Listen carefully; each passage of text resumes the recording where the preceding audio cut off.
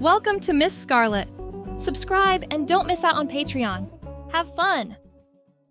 Sunbeams danced through the blinds, illuminating the dust particles in the air.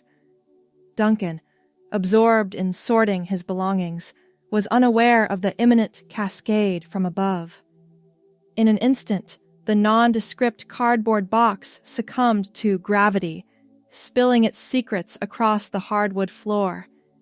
The unexpected tumble unveiled a forgotten chapter, one filled with memories, aged photographs, titles of his college years past, and a curious pair of silk stockings emerged, sparkling beneath the sun's embrace.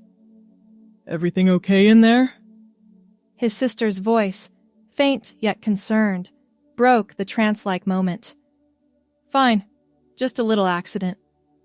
Duncan, in his late 30s, crouched, gathering remnants of his past. His hands, momentarily suspended over the stockings, hesitated, exploring the soft silk's allure. They still have the tags. Footsteps approached, and Rachel appeared in the doorway, wiping her hands on a kitchen towel. Her brown hair was tied in a messy bun, face flushed from the exertion of packing. Oh, those? I bought them for a formal event last year but ended up wearing something else. She shrugged, returning to taping boxes in the kitchen.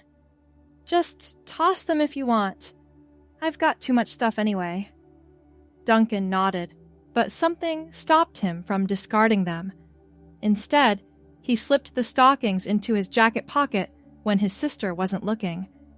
He couldn't explain why. Perhaps it was the luxurious sheen, or maybe the way they felt against his fingertips. Whatever the reason, they found their way home with him that evening. The apartment was quiet when he returned. Living alone had its advantages, privacy being chief among them. Duncan hung his navy blue jacket on the hook by the door, the stockings still nestled in the pocket. He tried to forget about them as he microwaved leftover pasta and scrolled through his emails, but his thoughts kept drifting back. After dinner, he retrieved the stockings from his jacket, examining them under the warm light of his reading lamp. The packaging proclaimed them to be ultra sheer silk, one size. His fingers traced the material, marveling at its softness. This is ridiculous, he muttered to himself, but didn't put them away. Instead, he found himself sitting on the edge of his bed, rolling the stockings between his palms. His heart raced, though he couldn't understand why. It was just fabric, after all. Just a pair of stockings his sister didn't want. With trembling hands, he removed his socks. The hardwood floor was cool beneath his bare feet as he carefully unfolded one stocking. Taking a deep breath, he gathered the material and slipped his foot in, just as he'd seen women do in movies. The sensation was immediate. Cool silk sliding against skin, hugging his calf as he pulled it up to his knee, then his thigh. He repeated the process with the second stocking, hands steadier now. Standing before the full-length mirror on his closet door, Duncan stared at the transformation. His legs, usually unremarkable in his eyes, suddenly appeared elegant and shapely. The black silk caught the light as he turned, highlighting muscles he never paid attention to before. Huh, he whispered, running his hands along his thighs. The contrast between his plain gray boxer shorts and the sophisticated stockings was jarring, but his legs looked beautiful. Duncan walked around his bedroom, surprised by how different he felt. His movements seemed more graceful, more deliberate. He extended one leg, pointing his toes like a dancer, and laughed at himself. But the laugh died in his throat when he caught his reflection again. For just a moment, he didn't recognize himself. That night, he kept the stockings on until he fell asleep, only removing them when he woke in the early morning. He carefully folded them and tucked them into his sock drawer, behind his gym socks where they wouldn't be seen. For 3 days, he didn't touch them. But on the 4th night, after a particularly stressful day at the architectural firm where he worked, Duncan found himself opening that drawer again. This time, he didn't just put on the stockings.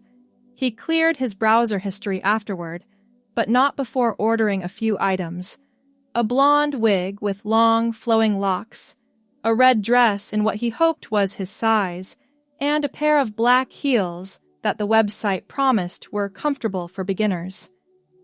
When the packages arrived the following week, he waited until after dark to open them. The red dress was simple but elegant, with a modest neckline and a skirt that fell just above the knee. The blonde wig was better quality than he'd expected, with natural-looking strands that caught the light. The heels were the most challenging part. Duncan wobbled the first few steps, clutching his dresser for support. But after practicing around his apartment, he developed a rhythm. Heel, toe, heel, toe. Smaller steps than he was used to. By the end of the evening, he could walk a straight line without stumbling.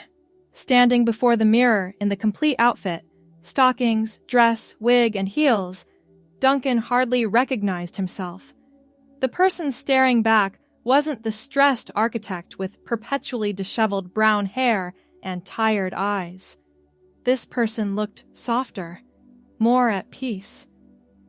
Aurora, he whispered to his reflection, the name coming from nowhere and everywhere at once.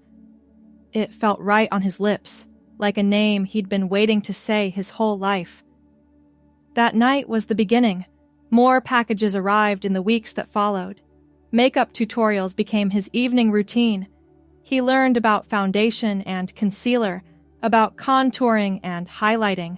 He practiced eyeliner until his hand was steady, mastered the art of applying mascara without blinking too soon. 2 months after finding the stockings, Duncan, now Aurora when alone, had a closet divided in 2. Men's clothing on the left for work and family gatherings. Women's clothing on the right for evenings and weekends at home. The transformation wasn't just external. Aurora felt different inside too. More authentic, more herself. The anxiety that had plagued Duncan for years eased when she was Aurora. The tension in her shoulders released. The constant feeling of playing a role, of never quite fitting in, vanished. "This is who I am," she told her reflection one evening, dressed in a blue blouse and black skirt, the original stockings on her legs. "This is who I've always been." The realization brought both clarity and fear. Living as Aurora in the privacy of her apartment was one thing. Sharing Aurora with the world was entirely another. The first person she told was her therapist, Dr. Klein, a woman in her 50s with kind eyes and a no-nonsense approach. "I've been living as 2 people," Aurora explained, dressed as Duncan in dark slacks and a button-down shirt for the appointment. "But I don't think I can do it anymore. The person I am at home, she's the real me." Dr. Klein nodded, her expression open. "Tell me about her. What's her name?" "Aurora."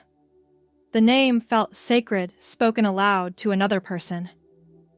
"Her name is Aurora." Over the next several sessions, they discussed what transition might look like, the social aspects, the medical options, the legal process. Dr. Klein connected Aurora with resources and support groups, with doctors who specialized in transgender healthcare. Coming out to others was a gradual process. Aurora started with a close friend, Morgan, who she'd known since college. "I need to tell you something," Aurora said over coffee at Morgan's apartment, still dressed as Duncan in jeans and a green sweater. "I'm transgender. I've been living as a woman at home, and I'm planning to transition fully." Morgan was quiet for a moment, then asked, "What's your name? Your real name?" "Aurora." Morgan nodded, reaching across the table to squeeze her hand. It's nice to meet you, Aurora. Not everyone was as accepting. Aurora's parents struggled with the news, her father refusing to use her new name or pronouns. Colleagues had mixed reactions when she finally came out at work. Some supportive, others awkwardly distant. But through it all, Aurora kept those first stockings. When she began hormone therapy, she wore them under her jeans. When she grew out her natural hair and dyed it blonde, matching the wig she'd first purchased, she celebrated by putting them on. They became a talisman, a reminder of the moment her true self had begun to emerge. 1 year after finding the stockings, Aurora stood before a judge, legally changing her name from Duncan Matthews to Aurora Matthews. She wore a conservative black dress for the occasion, and underneath, the stockings that had started her journey. Outside the courthouse, Morgan took her photo, capturing Aurora's radiant smile as she held the official name change document. How does it feel? Morgan asked. Aurora looked down at the paper in her hands, then up at the bright blue sky. It feels like I can finally breathe. Later that evening, Aurora carefully preserved those first stockings in a special box, alongside the original receipt for the red dress and blonde wig, her first prescription for hormone therapy, and now, her name change certificate. These weren't just mementos. They were milestones on the road to becoming herself. The stockings had small runs in them now from frequent wear, but Aurora didn't mind. They weren't perfect, but neither was her journey. Both were beautiful in their authenticity. 5 years later, Aurora stood in front of her closet, deciding what to wear for her sister's wedding. Rachel had been one of her strongest supporters, immediately embracing her as a sister rather than the brother she'd grown up with.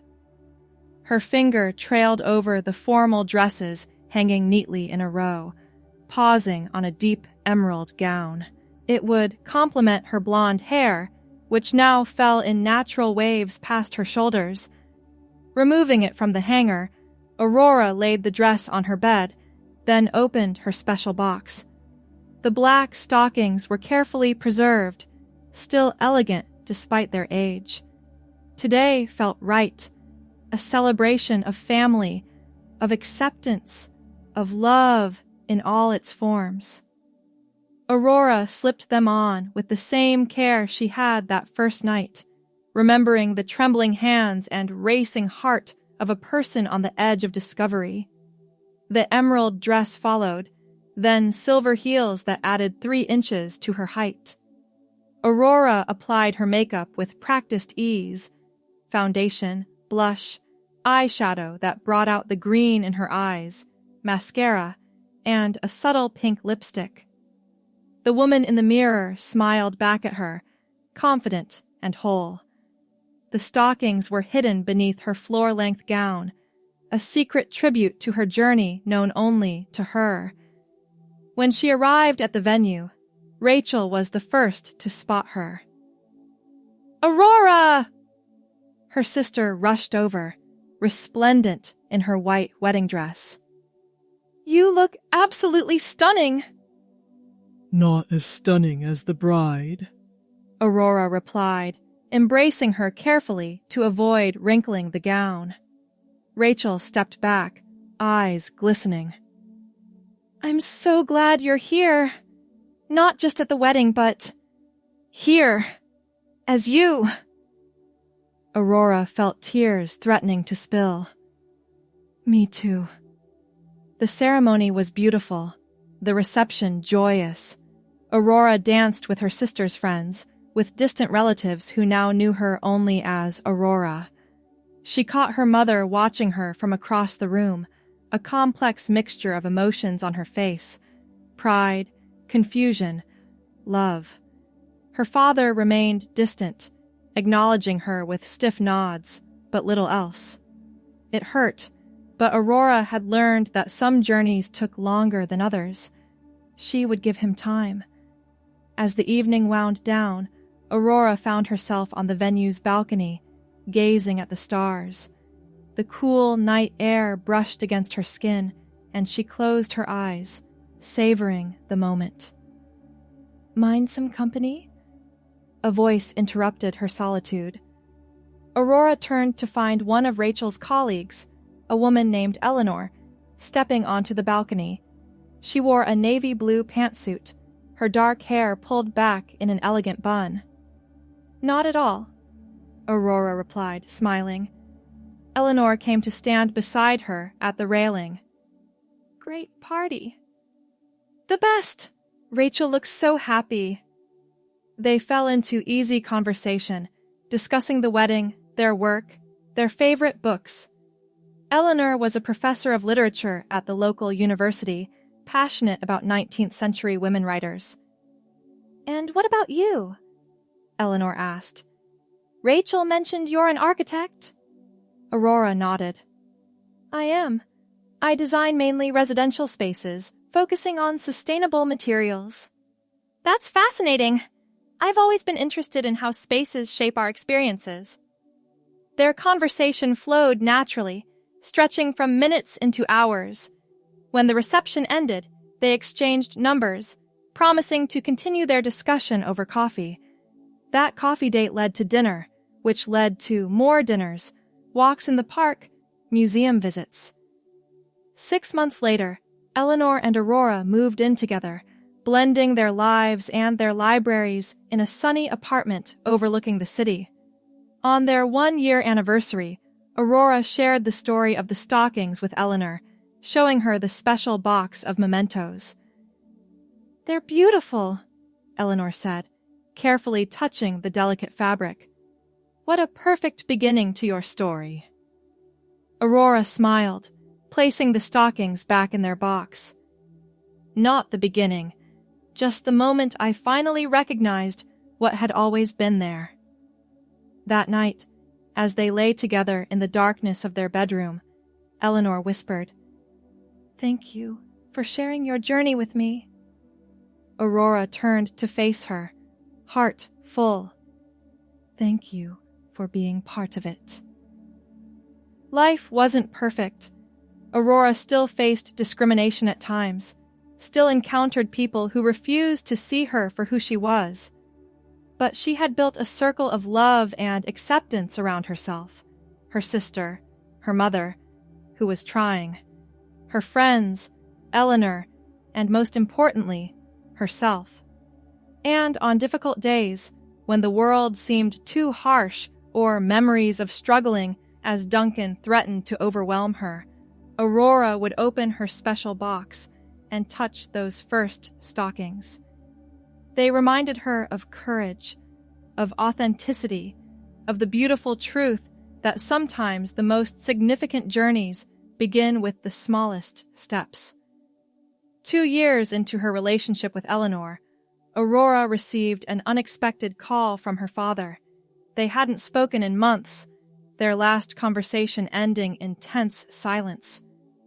"I'd like to see you," he said, his voice gruff, but lacking its usual edge. "If you're willing." They met at a quiet cafe near her office, Aurora arriving in a professional beige dress with a cardigan, her blonde hair pulled back in a simple ponytail. Her father was already seated, fingers drumming nervously on the tabletop. He stood when he saw her, awkwardly extending his hand before changing his mind and opening his arms for a hug. Aurora stepped into the embrace, feeling the familiar scratch of his beard against her cheek. "You look well," he said as they sat down, his eyes taking in her appearance with something approaching acceptance. "Thank you," she replied, heart pounding. "So do you." They ordered coffee. The silence between them weighted with years of misunderstanding. Finally, her father cleared his throat. "I've been talking with a counselor," he admitted, staring into his mug. Your mother insisted. Said I needed to deal with my, issues. He looked up, meeting her eyes directly. She was right. Aurora nodded, not trusting herself to speak. I don't understand everything, he continued. I might never understand completely, but I do know one thing. You're my child, and I love you. I've missed you, Aurora. The sound of her name on his lips brought tears to her eyes. It was the first time he'd used it. I've missed you too, Dad. They talked for hours, rebuilding bridges that had seemed permanently broken. When they parted, her father hugged her again, whispering, I'm proud of you, against her hair. That evening, Aurora added something new to her special box. A coffee receipt with the date and her father's words scribbled on the back. The day Dad called me Aurora. Eleanor found her crying over the box, but they were tears of healing, of hope. Another milestone, Eleanor said, sitting beside her on the floor of their closet. Aurora nodded, leaning against her shoulder. Another step forward. As years passed, Aurora's life continued to evolve. She was promoted at the architectural firm, eventually becoming a partner. Her designs won awards for innovation and sustainability. Eleanor published a book on feminist themes in Gothic literature, dedicating it to A, who taught me that the most beautiful stories are those of becoming. They traveled together, Paris, Tokyo, Buenos Aires, Aurora collecting experiences with the same joy she once reserved for collecting feminine items in secret. In each new city, she stood taller, more confident in her skin, more at home in the world. On her 40th birthday, Aurora threw a party, inviting everyone who had supported her journey, her sister and brother-in-law, her parents, colleagues who had become friends, neighbors, Eleanor's family, who had welcomed her without hesitation. She wore a gold dress for the occasion, her blonde hair arranged in an elegant updo. The original stockings, now carefully preserved and worn only on the most special occasions, adorned her legs beneath the flowing gown. As she looked around at the gathering, at the faces of people who loved her for exactly who she was, Aurora felt a sense of completion. Not that her journey was over, life would continue to present challenges and joys, but that she had arrived at a place of peace with herself. Later that night, after the guests had departed and Eleanor was asleep, Aurora stood before the mirror in their bedroom. She removed her makeup carefully, studying her face, the laugh lines around her eyes, the curve of her lips, the arch of her brows. "Hello, Aurora," she whispered to her reflection, the same greeting she had given herself daily since that first night in the stockings. But tonight, it felt different. Not a reminder or an affirmation, but simply an acknowledgement of truth. She was Aurora. She had always been Aurora, even when the world knew her as Duncan. The stockings hadn't created her. They had merely revealed her to herself. With gentle hands, she rolled down the cherished stockings, placing them back in their special box among the growing collection of milestones. Next to her name change document and her father's coffee receipt was a new addition, a small velvet box containing an engagement ring.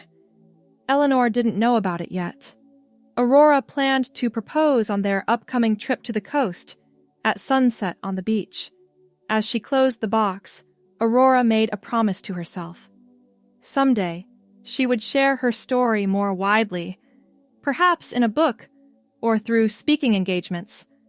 Not because her journey was extraordinary, but because it might help others find the courage to recognize themselves, to take that first trembling step toward authenticity.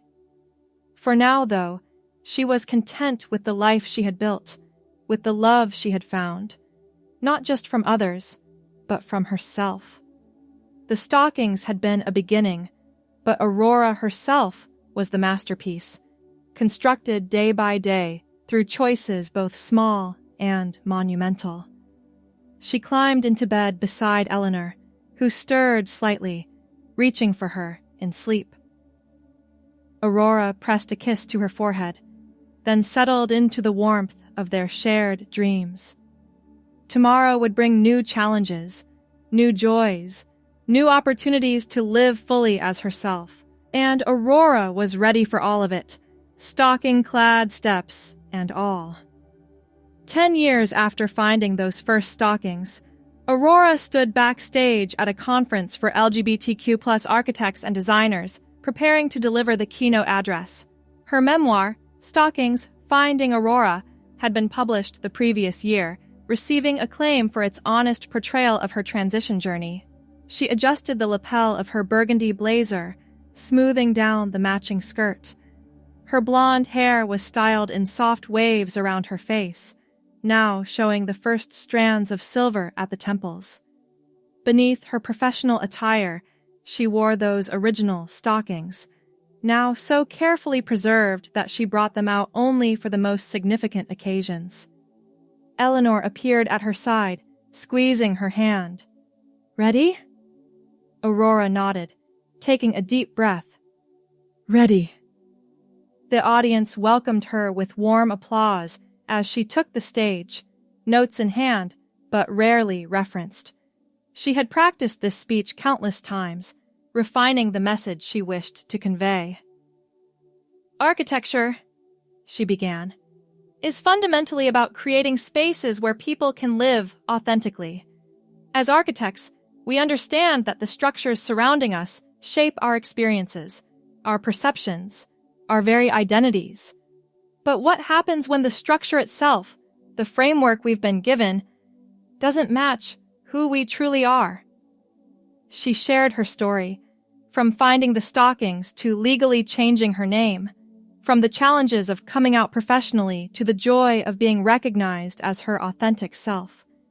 She spoke of Eleanor, of their marriage 5 years earlier on a windswept beach, of the support network that had carried her through difficult times. "My journey isn't unique," she told the rapt audience. "Many of you have walked similar paths, or are supporting loved ones who are discovering themselves. What I want to emphasize today is that authenticity isn't a destination. It's a continuous process of building and rebuilding, of designing a life that reflects your truest self." After her speech, a line formed of people waiting to speak with her. Young architects seeking mentorship, older professionals who had transitioned later in life, allies looking to better support their colleagues and friends. One woman, perhaps in her 20s, approached with tears in her eyes. "Your book changed my life," she said simply. "I found my own version of stockings last year. I'm still figuring things out, but hearing your story gave me hope." Aurora embraced her, remembering her own uncertainty, her own trembling first steps. "The journey is worth it," she whispered. "You're worth it." That evening, in the hotel room she shared with Eleanor, Aurora carefully removed the stockings, examining them in the soft lamplight. They were showing their age now, despite her careful preservation. Small runs had appeared over the years, the once vibrant black fading slightly to charcoal. "Maybe it's time to retire them permanently," Eleanor suggested, watching from the bed. "Keep them preserved, but not worn anymore." Aurora considered this, running her fingers along the delicate fabric. "You might be right. They've served their purpose." "They've more than served their purpose," Eleanor corrected gently. "They helped bring you to me." Aurora smiled, carefully folding the stockings and returning them to their travel case. They were never just stockings, were they? Eleanor shook her head. They were possibility, potential, permission. When they returned home, Aurora created a shadow box for the stockings, displaying them alongside her first prescription bottle, name change document, and wedding photo. She hung it in their home office, a daily reminder of her journey.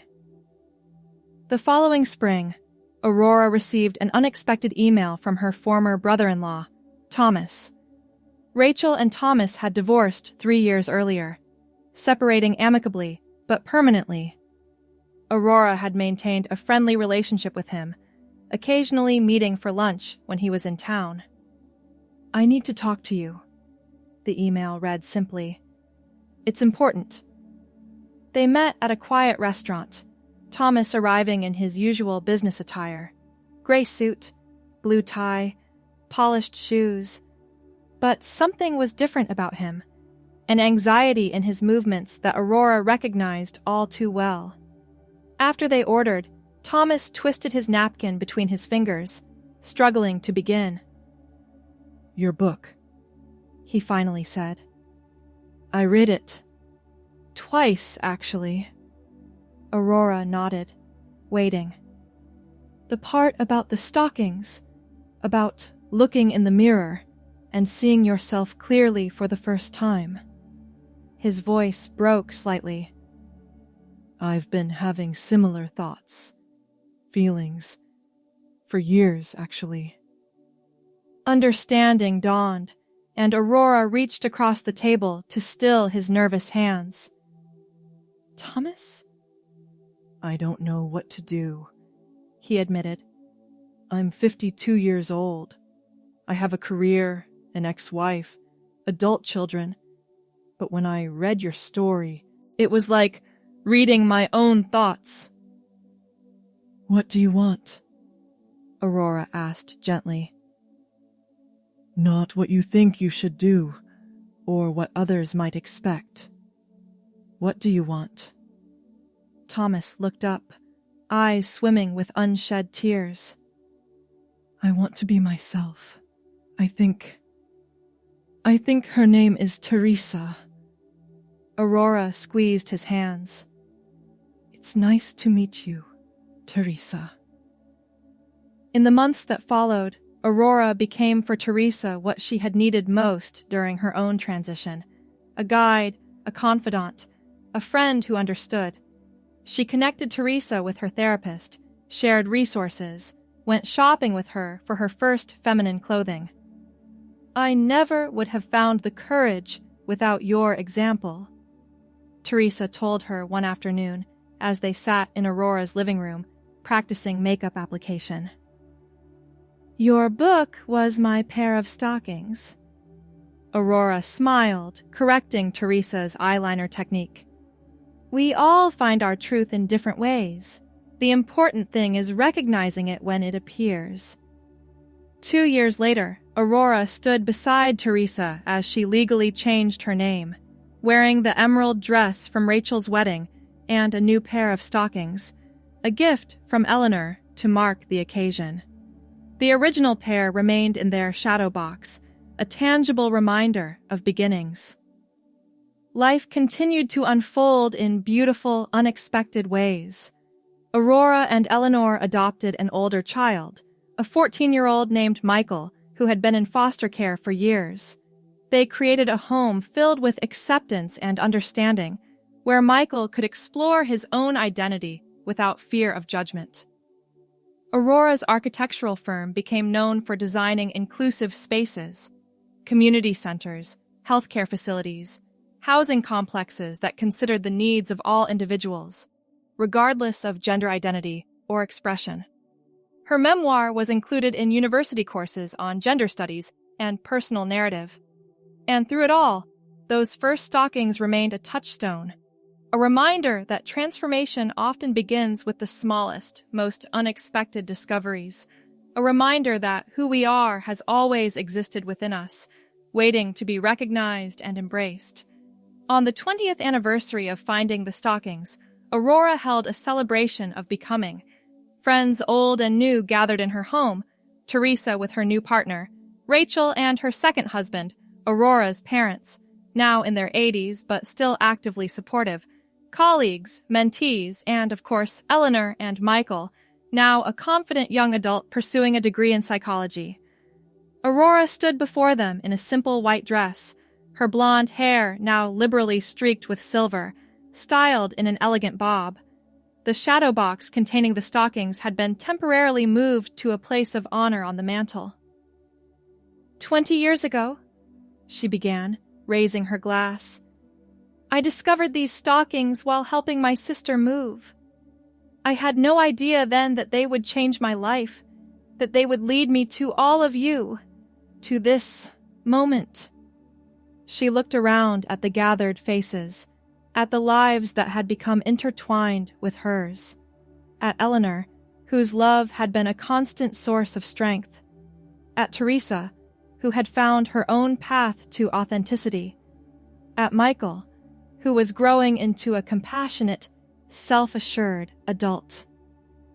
We talk about transition as if it's a fixed process with a beginning and end, Aurora continued.